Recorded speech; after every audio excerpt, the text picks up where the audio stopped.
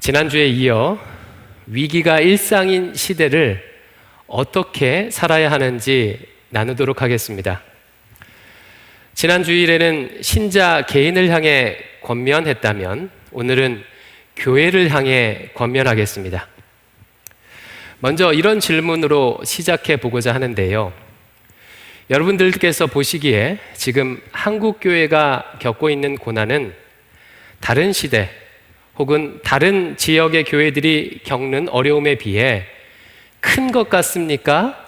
작은 것 같습니까? 1960년대부터 2000년대 중반까지 한국 교회는 교회 역사에서 유례를 찾아볼 수 없을 정도의 부흥기를 보냈습니다. 오늘 예배드리고 있는 30대 이상의 모든 분들은 바로 이 부흥기, 황금기를 살아온 분들이시죠. 그러다 보니까 갑작스럽게 찾아온 이 위기가 상대적으로 크게 느껴질 수가 있습니다. 하지만 기독교 2000년 역사와 동시대의 교회들이 겪고 있는 어려움을 생각한다면 우리가 겪고 있는 지금의 위기가 다르게 보입니다. 과거 교회들은 압도적으로 긴 기간 동안 고난을 겪었습니다. 초대교회는 250년간 로마의 압제를 받았고 그 핍박이 얼마나 셌던지 땅속 카타콤에서 살 수밖에 없었습니다. 기독교 제국을 이루었던 중세 천년은 어떻습니까? 물리적인 박해는 사라졌지만 영적인 깊은 침체를 겪었지요. 종교개혁이 있기 전까지 약 1000년의 기간 동안 신자들은 하나님의 말씀인 성경을 직접 읽거나 공부할 수가 없었습니다. 성경을 접하는 것은 라틴어를 아는 사제들에게만 주어지는 특권이었습니다. 여러분, 이게 상상이 되십니까? 종교개혁 이후도 마찬가지죠. 여러 차례의 종교 전쟁으로 인해서 수많은 신자들이 죽거나 망명을 떠나야 했습니다.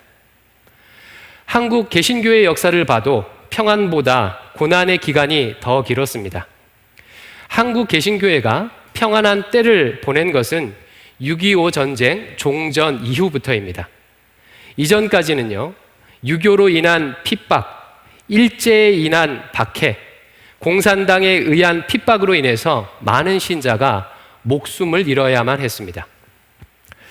동시대 교회들과 비교해도 한국 교회는 좋은 환경을 가지고 있지요. 지금도 73개국이 기독교를 핍박하고 있고 약 10억 명의 신자들이 박해나 차별 속에서 신앙생활을 하고 있습니다. 전 세계가 코로나19로 셧다운된 상황에서도 한국 교회는 발전된 IT 기술로 인해서 어렵지 않게 사역을 온라인으로 전환할 수 있었고 안전한 환경에서 이렇게 예배드리고 있습니다. 그러나 다른 많은 국가들의 교회는 이것이 불가능하죠.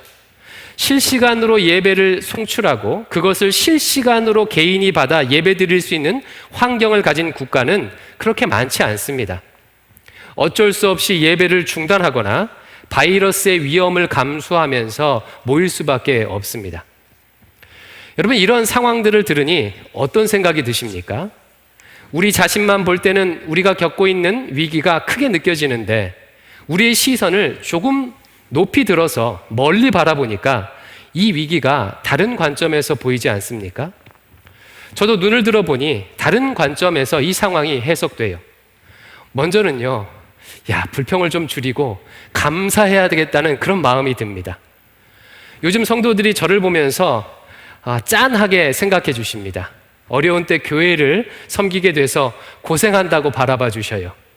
그런 말씀들을 들으면 공감받는 것 같아 힘이 됩니다. 그런데 제 시선을요, 조금 멀리 바라보게 되니까 지금 이 상황이 얼마나 큰 특권인지를 깨닫게 돼요. 제가 뭐라고 하나님은 저를 조선시대도 아니고 2000년대를 살게 하시며 제가 뭐라고 아프가니스탄이 아니라 한국에서 태어나 살게 하셨어요. 개척교회가 아니고 이렇게 건강하고 튼튼한 교회에서 사역하게 하셨습니다. 저는 하고자 하는 의지만 있으면 많은 사역에 도전할 수 있는 그런 좋은 환경에서 사역하고 있습니다. 감사하지 않을 수가 없는 거죠. 그러면서 또 한편으로는요, 정말 정신 바짝 차리고 섬겨야 하겠구나라는 각성된 마음도 듭니다. 하나님께서 이렇게 풍요로운 환경에서 신앙생활하며 목회하도록 하셨다면 그만큼의 사명이 있을 것이 분명하기 때문입니다. 믿음의 선배들은 하나님으로부터 1이나 2 정도를 받아서 5나 6 정도를 남겼는데 10을 받은 저는 7, 8을 남기면서 5, 6을 남긴 선배들보다 많이 남겼다고 자랑할 수는 없겠죠. 저를 상대적으로 평안한 곳에 부르신 하나님의 뜻을 이루어야 하겠다는 그런 마음이 동시에 들어요. 두 번째로요, 제 시선을 들어서 좀 더 거시적으로 보니까 교회에 대해 소망하는 마음도 듭니다. 과거 교회가 지금과는 비교할 수 없는 압도적인 어려움을 극복했다면 우리도 이 어려움을 잘 이겨낼 수 있을 것이라는 소망도 생기게 돼요. 절대 권력을 자랑했던 제국들이 작정하고 기독교를 박멸하려고 했음에도 불구하고 교회는 살아남았고, 살아남았을 뿐만 아니라 박해 이후에는 큰 부흥을 이루었습니다. 그렇다면 우리도 이 위기를 극복할 수 있고, 이 위기를 잘 극복한다면 또 다른 부흥의 때를 경험할 수 있을 것이라는 소망을 가지게 돼요. 성도 여러분, 예수 그리스도의 피값으로 세워진 교회는 주인 되신 주님께서 끝까지 책임지십니다. 고난이 거세게 몰아붙인다고 할지라도 사탄 마귀는 절대 교회를 쓰러뜨릴 수 없습니다. 잠깐 고난을 받은 것 같이 보여도 오히려 그 고난으로 교회는 정결하게 되며 고난 이후에는 부흥을 맞이하게 될 것입니다. 눈을 들어서 조금 멀리 보니 이런 소망이 생기는 거예요. 그렇지, 교회는 반드시 승리하지. 세 번째로 드는 마음은요, 그 숱한 고난을 이겨낸 믿음의 선배들로부터 이 위기를 극복할 노하우를 배워야 하겠다, 그런 마음이 들어요. 교회는 위기 극복의 대가입니다. 이미 많은 시행착오를 거치며 위기 극복의 노하우를 쌓아왔고, 우리는 선배들이 쌓아놓은 그 지혜를 통해서 이 시기를 이겨나갈 방법을 얻을 수가 있습니다. 오늘 바로 이 부분을요, 조금 더 자세히 살펴보려고 해요. 교회들이 위기를 극복할 수 있었던 지혜의 원천은 멀리 있지 않습니다. 바로 성경에 나와 있어요. 특별히 신약 성경에 나와 있는 초대교회의 모습은요, 이후 모든 세대와 모든 교회의 일종의 기준이 되었습니다. 예를 들어서 중세교회의 타락에 저항하여 일으켰던 종교개혁은 초대교회로 돌아가자라는 기치를 내걸고 일으켰죠. 쉽게 말해서 초대교회의 모습을 본받는 것이 위기를 극복하는 방법이라는 것입니다. 그럼 한 걸음 더 들어가서 위기를 잘 극복했던 초대교회는 어떤 모범을 가지고 있는지 살펴볼 텐데, 오늘은요, 한 4가지 정도를 압축적으로 요약해서 말씀드리겠습니다. 첫 번째로요, 초대교회는 리더들의 희생과 헌신이 있었습니다. 어떤 공동체이든 리더의 역할은 아무리 강조해도 지나침이 없지요. 어떤 리더가 그 공동체를 섬기느냐에 따라서 공동체의 흥망성쇠가 갈린다고 해도 과언이 아니에요. 특히 위기의 시대 리더의 역할은 절대적이라고 할 수가 있습니다. 임진왜란 당시에 쓰러져가는 조선을 구한 것은요, 이순신이라는 탁월한 리더였죠. 이순신 장군은 압도적인 열세에도 불구하고 뛰어난 지도력을 발휘해서 외적과의 해전에서 단 한 번도 지지 않았고, 그의 활약으로 조선은 왜구를 물리칠 수 있었습니다. 초대교회도 마찬가지예요. 이제 막 교회가 탄생해서 체계도 없고 유대인들의 강력한 공격이 있었음에도 불구하고 초대교회가 든든히 세워질 수 있었던 원인 중 하나는 헌신된 리더들의 희생이 있었기 때문이에요. 여러 가지 사례가 있지만 한 말씀만 살펴보겠습니다. 사도행전 5장 41절인데요. 같이 한번 읽어보겠습니다. 시작. 사도들은 그 이름을 위하여 능욕받는 일에 합당한 자로 여기심을 기뻐하면서 공회 앞에 떠나니라. 사도들은 예수 그리스도의 이름을 위해서 능욕받는 일을, 고난받는 일을 기뻐했습니다. 오히려 그것을요, 특권으로 생각했어요. 베드로와 요한과 사도들은 복음 때문에 수시로 감옥에 오갔으며 스테판 집사님은 자신의 목숨을 기꺼이 내어 놓았습니다. 여러분, 당시 예루살렘 교회의 성도들이 몇 명쯤 있었을까요? 베드로의 한 번 설교에서 3,000명이, 또 한 번의 설교에서 5,000명이 회심을 했어요. 단순 숫자로만 보면 사도들은 무려 8,000명 된 교회의 리더들이었습니다. 만약 여러분께서 8,000명 된 교회의 리더라면 어떤 식으로 사역하시겠습니까? 저 같으면요, 관리하거나 결정하는 일들만을 주로 하려고 했을 것 같아요. 8,000명이나 되는 성도들이 있는데 굳이 어렵고 힘든 일에 나설 필요가 없는 거죠. 그러나 사도들은 그렇게 하지 않았습니다. 예수님께서 낮아져서 섬기셨던 것처럼, 예수님께서 십자가를 지셨던 것처럼 박해받는 일을, 감옥 가는 일을 두려워하지 않고 영적 전쟁의 최전선에 나가 고난받는 일에 앞장섰습니다. 요한복음에 보면 예수님은 자신을 선한 목자라고 하면서 선한 목자와 삭군 목자의 차이를 이렇게 구분하며 설명합니다. 요한복음 10장 11절 12절인데요. 같이 한번 읽어보겠습니다. 시작. 나는 선한 목자라. 선한 목자는 양들을 위하여 목숨을 버리거니와 삭군은 목자가 아니요 양도 제 양이 아니라 이리가 오는 것을 보면 양을 버리고 달아나나니 이리가 양을 물고 가고 또 해치느니라. 아멘. 선한 목자는요, 양들이 위험에 처할 때 도망가지 않고 양들을 위해서 기꺼이 자신의 목숨을 내어놓습니다. 반면에 삭군 목자는요, 그 양이 자신의 양이 아니기 때문에 이리와 같은 들짐승이 공격하면 양을 버리고 도망간다는 거예요. 위기의 때를 잘 극복하는 교회는요, 예수님과 같은 선한 목자의 역할을 하는 리더들이 반드시 있었습니다. 반면 위기의 때에 리더들이 도망가는 교회는 어려움을 겪을 수밖에 없는 것이죠. 대광교회가 약 40년의 기간 동안 든든히 설 수 있었던 것도 이런 선한 목자와 같은 훌륭한 리더들이 있었기 때문입니다. 코로나19의 한복판을 통과하고 있는 이때 어느 때보다도 이와 같은 리더들의 역할이 필요합니다. 저를 포함하여서 교역자들, 중직자들, 그리고 사명 맡은 모든 분들에게 권면합니다. 나를 하필 지금 이때에, 하필 지금 이 교회에 부르신 하나님의 뜻을 생각하면서 어려운 시기에 도망가지 마시고 선한 목자가 되어 주님의 몸된 교회를 세워나가시기 바랍니다. 두 번째로요, 초대교회의 특징은 공동체의 하나됨입니다. 교회 역사가들은요, 초대교회가 유대인의 공격과 로마의 박해에도 불구하고 굳건하게 설 수 있었던 대표적인 원인으로 사람들을 차별 없이 대했던 것을 꼽습니다. 이것을 대표적으로 보여주는 것이요, 초대교회의 식탁교제였어요. 사도행전 2장 46절 말씀을 같이 한번 읽어보겠습니다. 시작.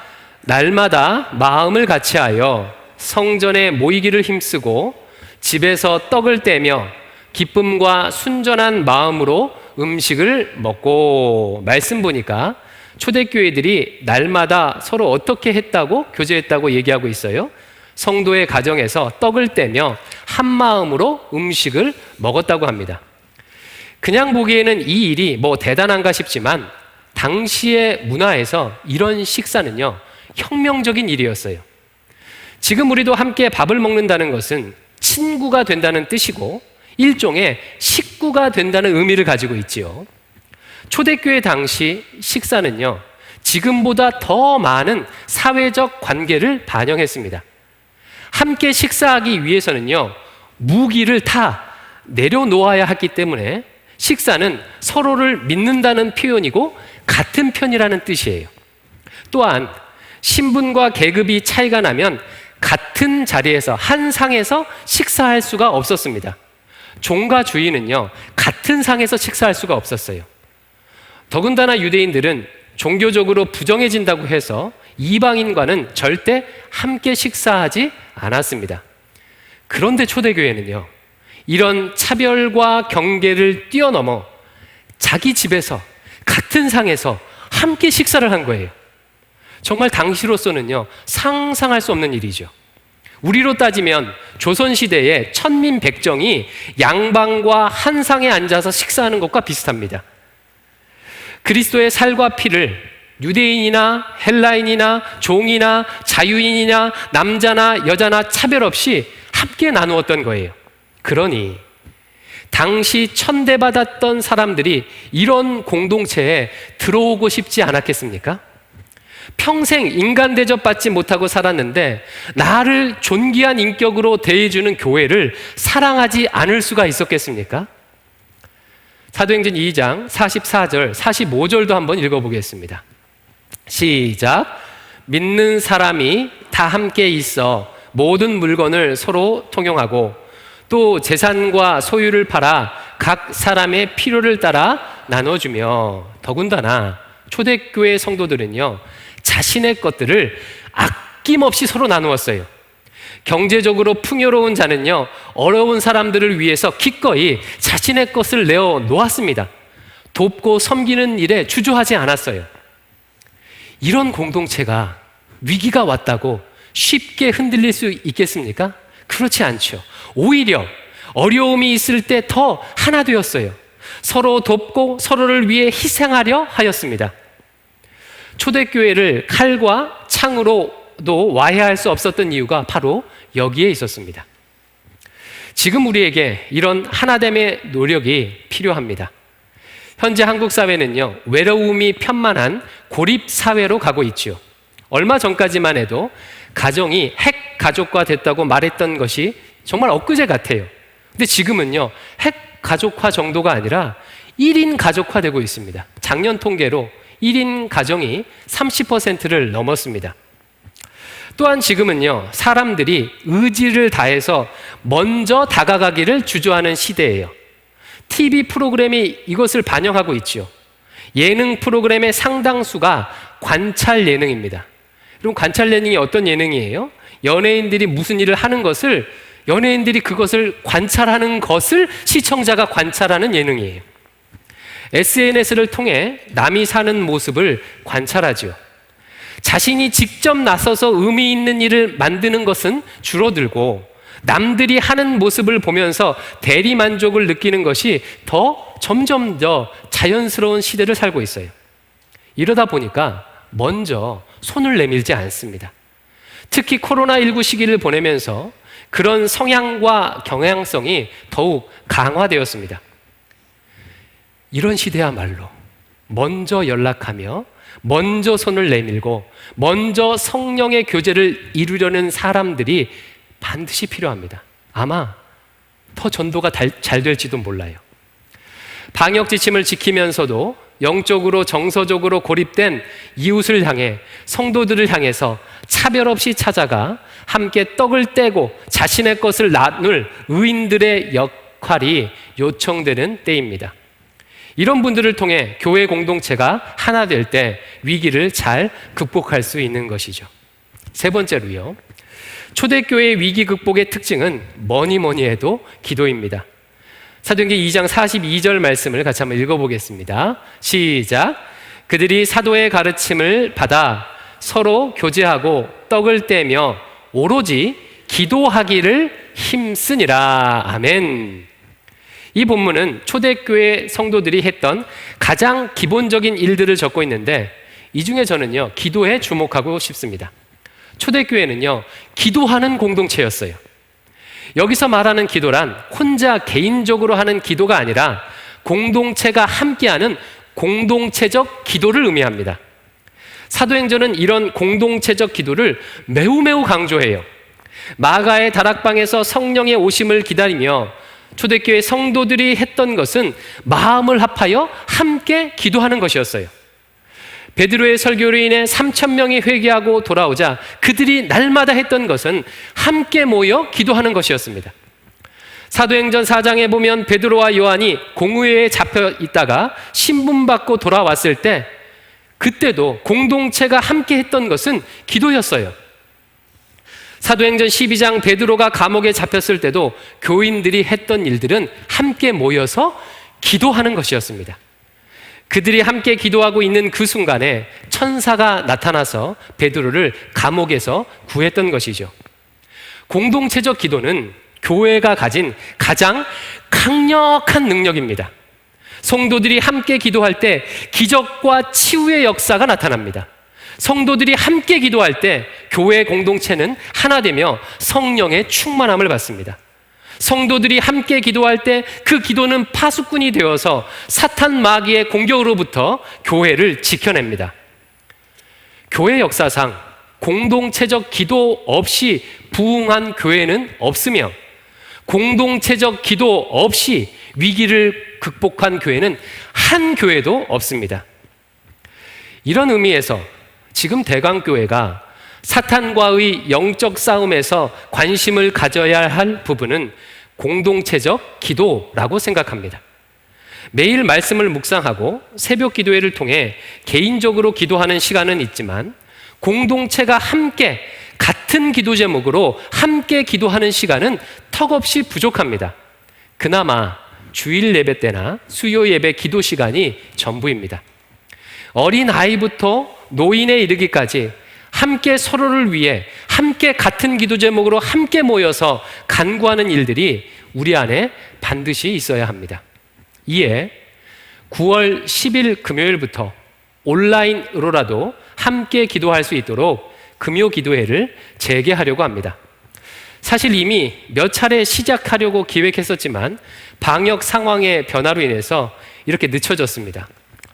또한 온라인으로 하는 기도회는 현실적으로 집중력이 떨어지는 것도 사실입니다. 그러나 더 이상 공동체적 기도를 양보할 수 없다는 판단을 내렸고 교역자들만이라도 먼저 같은 기도 제목으로 함께 기도하자는 마음으로 금요 기도회를 시작하려고 합니다.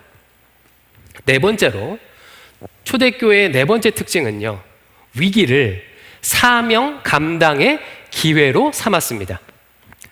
사도행전 1장 8절 말씀은 사도행전의 주제 구절이죠. 여러분 아마 많은 분들이 암송하실 텐데, 오직 성령이 너에게 임하시면 너희가 권능을 받고 예루살렘과 온 유대와 사마리아와 땅끝까지 이르러 내 증인이 되리라 하시니라. 이 말씀은요, 성령께서 오시는 목적을 분명히 천명하면서 성령 받은 사람이 어떻게 사역해야 하는지를 말해주고 있습니다. 요약하면 주님의 복음을 땅끝까지 증거하라는 거예요. 그러나 사도행전에 나온 사도들과 성도들은 예루살렘 중심에 오랜 관습에 갇혀서 사마리아로 땅끝으로 나가지 않았습니다. 관습과 전통이 얼마나 무서운지를 보여주는 대목이죠. 주님의 유언 같은 명령을 받고 성령님의 충만하심을 경험하고도 관습과 전통을 잘 극복하지 못했습니다. 그러다가 사도행전 8장에 이르러 예루살렘 교회에 엄청난 변화가 생겼어요. 사도행전 8장 1절 하반절 말씀을 같이 한번 읽어보겠습니다. 시작. 그날에 예루살렘에 있는 교회에 큰 박해가 있어 사도 외에는 다 유대와 사마리아와 모든 땅으로 흩어지니라. 아멘. 큰 박해가 일어난 거예요. 얼마나 큰 박해였는지 사도 외에는요 다 뿔뿔이 흩어졌다고 기록하고 있어요. 큰 위기를 맞은 것이죠. 하지만 이후에 어떤 일이 일어났습니까? 뿔뿔이 흩어진 성도들이 사마리아와 땅끝까지 가서 예수님의 증인으로서의 역할을 감당했습니다. 초대교회에 닥친 위기가 오히려 사도행전 1장 8절 말씀을 실현하는 계기가 된 것이죠. 우리는 이와 같은 사실을 통해서 정말 중요한 통찰을 얻게 됩니다. 교회가 겪는 위기는 실제로는 위기가 아니라 하나님의 역사를 이루는 방편이라는 거예요. 인간적인 눈으로 고난으로 보이는 일들을 통해서 하나님은 하나님 나라의 일들을 이루십니다. 이런 사례들은요, 정말 많이 있지요. 종교적 박해를 피해 어쩔 수 없이 아메리카 대륙으로 도망갔던 청교도인들을 통해서 미국의 수많은 교회가 세워졌고, 그 교회들이 주축이 돼서 19세기, 20세기 세계 선교를 이끌었습니다. 여러분, 지선아 사랑의 이지선 씨의 일을 알고 계시죠? 20대 초반 꽃다운 나이에 교통사고를 당해서 전신 화상을 입고 끔찍한 고통을 겪어야 했어요. 큰 고난이죠. 하지만 그 고난이 계기가 되어서 이지선 씨는요, 수많은 사람들에게 복음을 전하고 지금도 고통당한 사람들의 희망으로 살아가고 있습니다. 건강한 신자와 교회는 이런 관점으로 위기와 고난을 바라봅니다. 교회가 처한 위기는 언제나 하나님 나라를 위한 사명과 연관이 되어 있어요. 따라서 우리는요, 이 위기와 코로나19와 하나님 나라가 어떤 관련이 있는지 묻고 순종하며 도전해야 합니다. 초대교회가 유대교적 관습에 얽매여 잠시 실수했던 것처럼 우리도 우리의 전통을 지키려다 하나님의 역사를 거스려서는 안 됩니다. 이 위기의 상황을 통해서 복음을 증거하시는 하나님의 손길에 우리 자신을 기꺼이 맡겨야 하죠. 하지만 아직은 이 코로나19와 하나님 나라가 어떤 관계가 있는지 명확히는 알 수가 없습니다. 어쩌면 우리 시대에는요, 그 이유를 분명히 알지 못할 수도 있어요. 한참 뒤에 후세대들이 우리가 맞추고 있는 퍼즐의 의미를 아마 알게 되겠지요. 그러므로 지금 교회가 할 일은요, 초대교회가 그랬던 것처럼 처한 상황에서 복음을 전하며 사명을 감당하는 것이에요. 하나님께서 초대교회 성도들을 흩어진 그곳에서 증인의 삶을 살았던 것처럼 온라인으로 보내시면 온라인에서 사명을 감당하고, 모이지 못하고 집에 머물러 있게 하거나 동네로 흩으시면 그곳에서 사명을 감당하면 되는 것입니다. 1만 성도로 모일 수 없으면 1만 교회로 흩어져서 그곳에서 교회가 되면 되는 것입니다. 그렇게 어디서든 하나님 나라를 완성하는 일을 하면 되는 거예요. 이것이 바로 네 번째입니다. 자, 그럼 위기 극복의 모범이 되는 초대교회의 네 가지 특징을 한번 요약해 볼게요. 첫 번째, 선한 목자와 같은 리더가 있었다. 두 번째, 공동체가 하나 되었다. 세 번째, 공동체적 기도가 살아 있었다. 네 번째, 위기를 사명 감당의 기회로 삼았다. 네 가지입니다. 자, 이제 마지막으로요, 이 모든 방법들의 원천이 되는 한 가지를 말씀드리며 설교를 마치고자 합니다. 여러분, 결국 이 모든 이야기들은 사랑에 대한 거예요. 사랑. 원래 시작이 그랬던 것처럼 이것은 사랑에 관한 이야기입니다. 혹시 로렌조 오일이라는 영화를 보신 적이 있습니까? 이 영화는요, 불치병에 걸린 어린 아들을 치료하기 위한 부부의 노력을 그린 실화를 바탕으로 한 영화예요. 이 부부는 현대의학으로 아들을 치료할 수 없다는 이야기를 듣고요, 아이를 치료하기 위해 온갖 방법을 찾아다녔어요. 의학적 지식이 하나도 없었지만 어려운 의학책을 펴고 공부하면서 마침내 아이를 위한 치료제를 발견했고, 그것이 바로 로렌조 오일이었습니다. 왜 이 부부는요, 이런 불가능할 것 같고 무모하게 보이는 일에 자신의 인생을 던져 넣은 것일까요? 이유는 한 가지입니다. 사랑 때문이에요. 아들을 생명보다 사랑했기 때문에 그래요. 사랑이 이 모든 위기와 고난의 문을 열어젖히는 단 하나의 열쇠입니다. 나를 위해 자신의 모든 것을 내어주신 예수 그리스도의 십자가의 사랑에 반응해서 마음과 뜻과 힘을 다해 주님을 사랑하고 내 몸과 같이 형제를 사랑하는 그 사랑이 이 모든 이야기의 시작이며 마침표입니다. 사랑이 희생하게 하고, 사랑이 손 내밀게 하고, 사랑이 기도하게 하고, 사랑이 사랑을 증거하게 합니다. 이에 위기가 일상화된 이때 대광의 성도들에게 권면할 것은 단 한 가지입니다. 사랑하십시오. 주님을, 이웃을, 그리고 우리의 교회를 사랑하십시오. 기도하겠습니다. 아버지 하나님, 오늘 말씀을 통해서 우리의 교회가 어떻게 이 위기와 고난을 바라봐야 하는지 깨닫게 해주시니 감사합니다. 주님이 모든 것을 버리고 우리를 사랑해 주셨던 것처럼 주님께서 세우신 이 몸된 교회를 사랑하는 저희들 되도록 인도하여 주시옵소서. 예수님 이름으로 기도드립니다. 아멘.